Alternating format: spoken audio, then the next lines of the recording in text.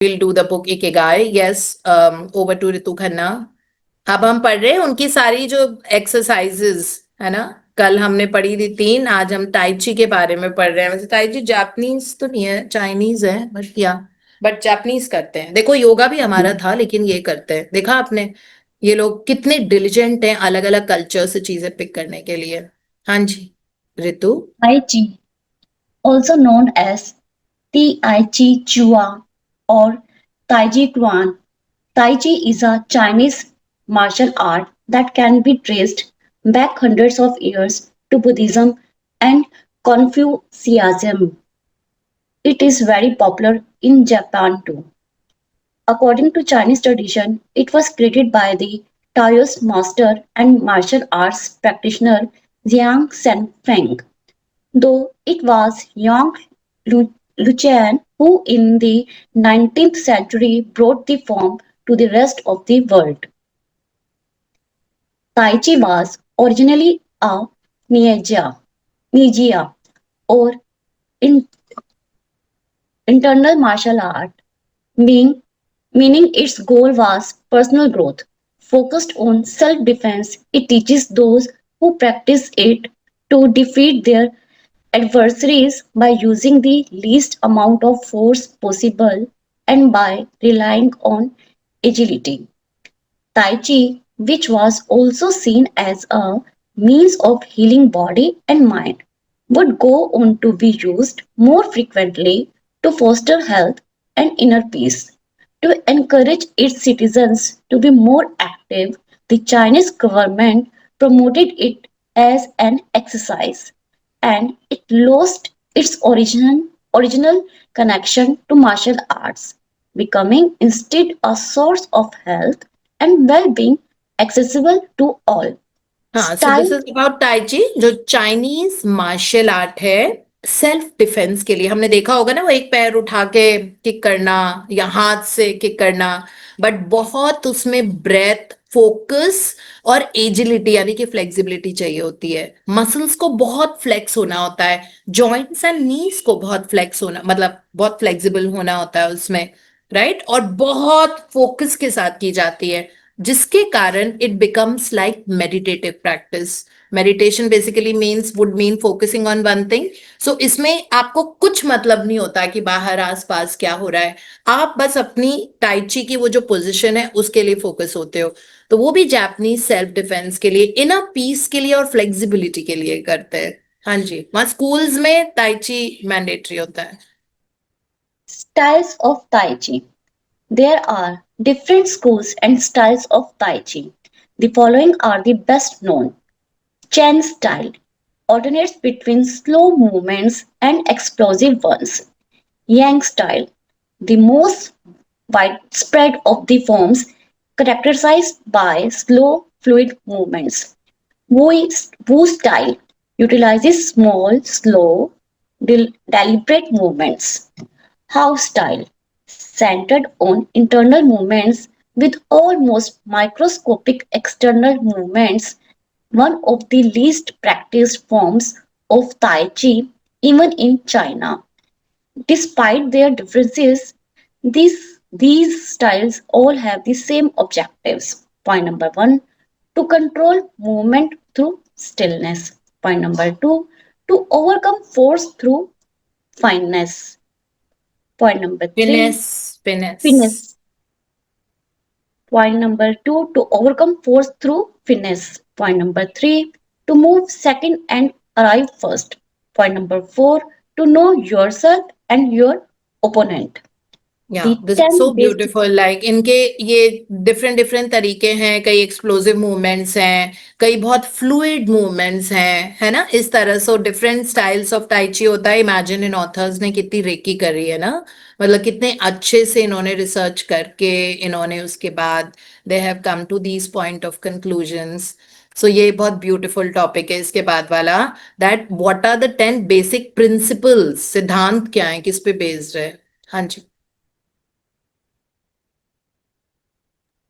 10 the 10 basic principles of Tai Chi. According to the master Yang Chengfu, the correct practice of Tai Chi follows 10 basic principles.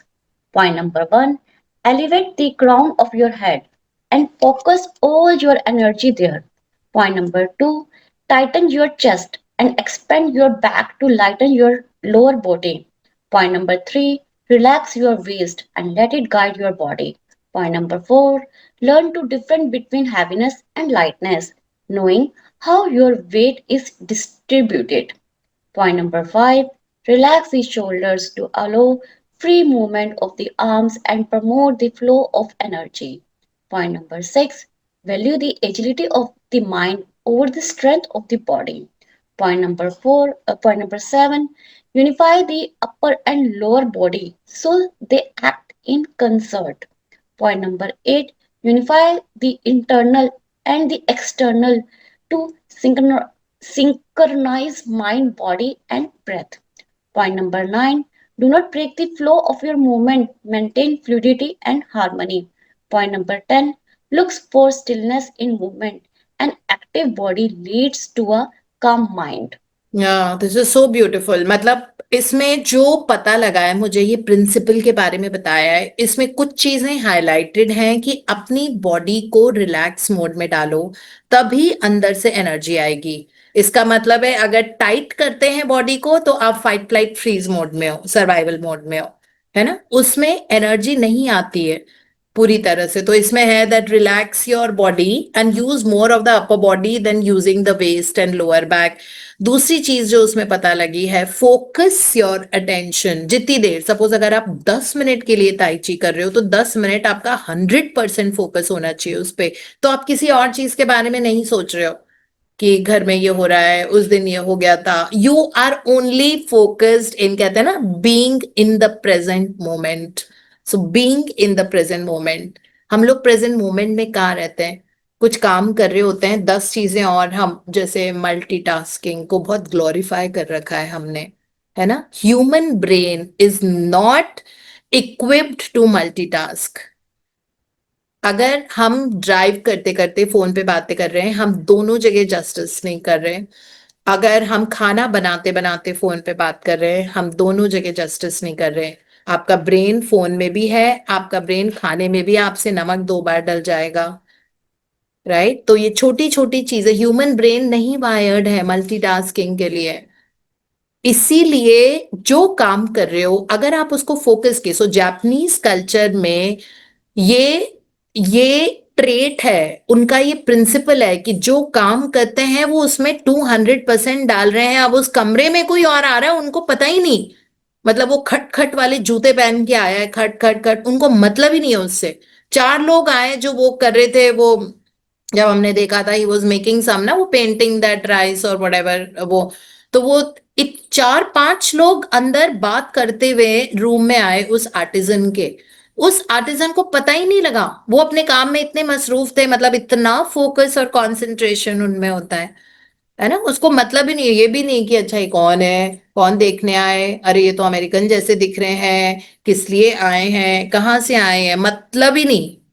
जिसको आना है जो आए, जिसको जाना है जाए, मेरा काम मेरे लिए इंपॉर्टेंट है, and that is the most important thing about them, right. So हम लोग बहुत ज्यादा मल्टीटास्क करने की कोशिश करते हैं। मल्टीटास्किंग से हमारे न्यूरोलॉजिकल डिमेंशिया हो जाता है, हमारी याददाश्त कम होने, because you can not do focus on 10 things at the same time, right. Rather अगर हम एक बार में एक काम अच्छे से करेंगे तो हम देखेंगे हमारी प्रोडक्टिविटी बहुत एस्केलेट हो जाती है। सो जो जापानीज से हमने सीखा है, राइट। सो इसमें एक और चीज ताइची में है, unifying your body mind and soul, जिसको हम मेडिटेशन बोलते हैं, है ना। जब मेडिटेशन का मतलब ये होता है ना, योग, योग क्रिया, योग मतलब प्लस कर रहे हैं बॉडी माइंड एंड सोल। सो ये बेसिक प्रिंसिपल्स हैं, बॉडी में फ्लूइडिटी, हार्मनी, मूवमेंट और ब्रेथ के साथ उनको जोड़ना, that is what it means. हाँ जी।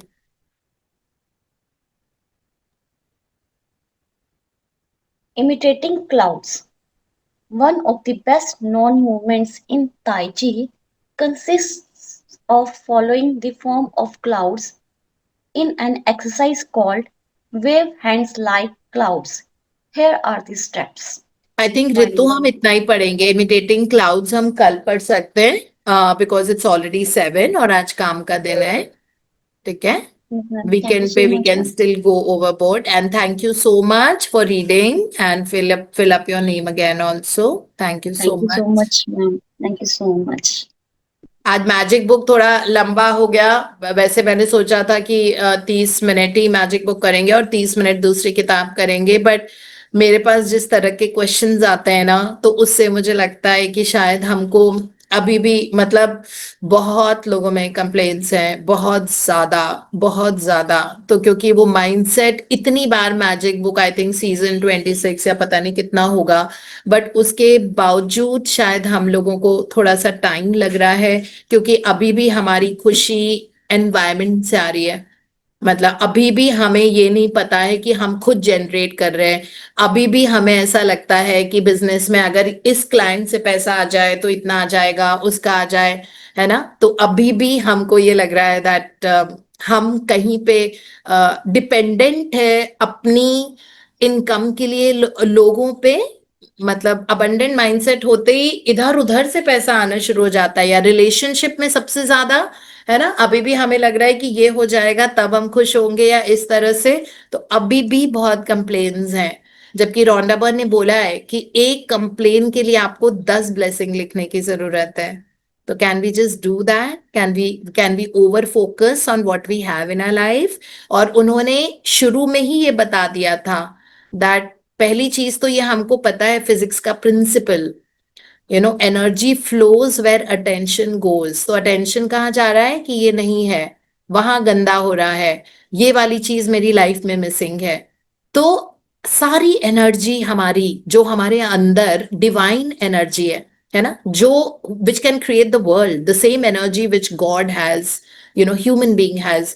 बट वो फोकस का है कि ये नहीं है, ये नहीं है। सबकॉन्शियस माइंड के पास तथ्य, रीजन, लॉजिक ये सब नहीं होता।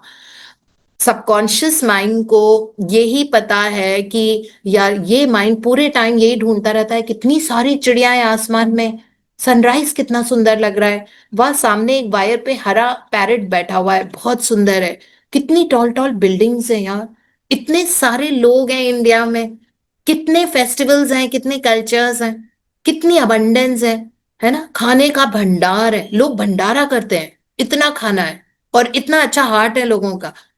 कितना पैसा है, कितना वर्ल्ड में कितना पैसा है, इकोनॉमी में कितना सर्कुलेट हो रहा है ना। इतने इतने रोड्स, इतने सुंदर सुंदर हाईवेज हैं, इतने सारे टोल बूथ हैं, इतने सारे लोग एम्प्लॉयड हैं।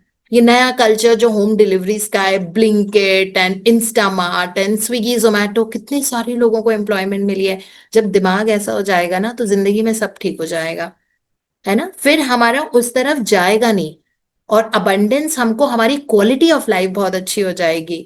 जो शायद अभी हमको अपने, हम अभी भी ओवर डिपेंडेंट हैं अपनी खुशी के लिए एनवायरनमेंट पे। ये हमको माइंडसेट चेंज करना है, जबकि बेचारी वो रोंडा बर्न पहले चैप्टर की पहली लाइन से बता रही है ना, that no matter who you are, no matter where you are, no matter what are your current circumstances, आपके जो भी अभी हालात है, the magic of gratitude will change your entire life. है ना, इसी से शुरुआत हुई थी इस किताब की जो हम पढ़ रहे हैं।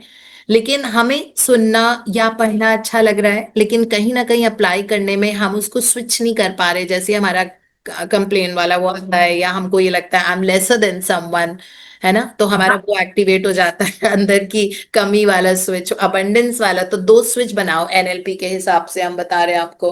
तो एनएलपी में वो होता है कि इमेज देखो आप, कि दो स्विच है आपके यहाँ, है ना। एक स्विच आपने ऑन किया, क्या है ये हो रहा है पूरे टाइम, वो गॉड में लेट हो रही हूँ, देखो आज मेरी हेल्पर नहीं आई है, ये काम उसने कितना गंदा किया, है ना। वो स्विच ऑन रहेगा, तो उसमें आप देखो कि एक नदी है, उसमें पानी कम होता जा रहा है ना। और दूसरा एक स्विच है जिसमें आप बोल रहे हो कि ये भी है, बहुत सारे लोग हैं, इतनी फ्री की हवा हम सांस लेते रहते हैं, कभी खत्म ही नहीं होती है, इतने सारे पार्क हैं, है ना, पेड़ पौधे हैं, रोज सन कंसिस्टेंटली आता है। हम कंसिस्टेंट नहीं हो पाते, बट सन इज कंसिस्टेंट। तो ये लगातार अगर हम ये, तो और इतने सारे हैं हमारे पास, कपड़े रखने की जगह भी नहीं होती है, हमारा ये हाल है, इतनी अबंडेंस है हमारे पास। We have so many shoes, we have so much air, we have so many trees, whatever we want to eat we can, हमारे पास वो है ना। मतलब अपना डिसीजन कि अगर मुझे आज एप्पल खाने का मन कर रहा है, तो कहीं ना कहीं से मैं एप्पल खा पाऊंगी। है ना, चाहे इस वक्त घर में नहीं हो, लेकिन मैं जाके खा सकती हूँ, या अगर कोई बाहर है तो उनको बोलूंगी यार मुझे एप्पल खाने का मन कर रहा है, आप जरा 1 किलो एप्पल ले आइएगा, है ना। तो वो एप्पल आपके घर में आ जाएगा। आप अपनी हेल्पर को बोल सकते हो शाम को आप जब आओगे तो 1 किलो सेब ले आना, ये लो 100 रुपए, दैट वे, इजंट इट। कितनी ऑटोनॉमी है हमारे पास इस तरह की। तो जब हम उसको गिनना शुरू करेंगे तब हमारा दूसरा वाला स्विच ऑन होगा। तो अपना ना सेकंड स्विच ऑन करके रखो, वो फर्स्ट वाला जो अभी तक रहा है हम उसको स्विच परमानेंटली ऑफ कर देते हैं, मे बी विजुअली हम उसको हटा देते हैं अपनी जिंदगी से। This is the best way, this is the reason I took time for the magic book. ठीक है, तो अब हम ध्यान रखेंगे, थोड़ा सा माइंडफुल हो जाएंगे।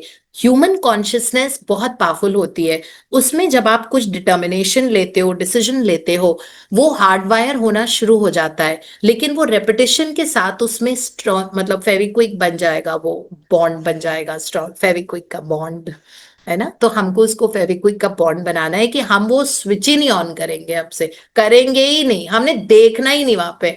हमको ये देखना है मेरे पास क्या है, कि हमारे रूम में इतने कुशन्स हैं, इतने सारे पर्दे हैं, एसी लगा हुआ है, पंखे हैं, है ना, दैट वे। मुझे याद है एक आंटी थी, मधुमिता, मधुमिता, हाँ, तो वो थी उनकी मम्मा, तो हमारे घर कुछ वो बुद्धिज्म की मीटिंग्स थी, तो हमारा घर का एकांत था, तो बहुत टाइम तक, बहुत सालों तक, तो फिर वो आंटी आई, तो वो आंटी कहीं और रहती है, तो मेरी फ्रेंड ने मुझे बताया कि आज मेरी मम्मी रहने आई हुई है, मतलब आज नहीं, अभी कुछ दिनों के लिए, 15 दिन के लिए, तो आज मम्मी भी साथ आएंगे। मैंने कहा हाँ, इट विल बी नाइस। और वो बड़ी सुंदर सी आंटी, बंगाली आंटी, साड़ी वाड़ी इतनी सुंदर, ताँत की साड़ी पहन के, वैसे आए आंटी। और पता नहीं क्या वो मीटिंग थी, 40 लोग होने थे, और मेरे लिविंग रूम में वो लगा हुआ 2 टन का एसी, और ऑन हो गया आउटडोर यूनिट से भी, वो जो बाहर एसी जो होता है उसकी वहां से भी आवाज आ रही थी कि इट इज गोइंग वेल और सब सही चल रहा है, लेकिन वो कूलिंग ही नहीं कर रहा था। फिर मैंने अपनी, फिर इसी रूम में थी जिसमें हमें अभी मैं बैठी हुई हूँ, तो हमारी इसकी पूरी फ्लोर, वॉल बैल्कनी है, मतलब तो मैंने वो पूरी की पूरी खोल दी, दैट वे। और बैल्कनी में बड़ी अच्छी सी वो वो जो ग्रीन कारपेट ग्रास होती है वो लगी हुई है, उसके उसके ऊपर सुंदर सुंदर प्लांट्स लगे हुए हैं। तो मैं बहुत गिल्टी फील कर रही थी कि 40 लोग हैं, मई का महीना, और लाइक एसी नहीं चल रहा, तो लगता है ना कि people are not comfortable, Dev come.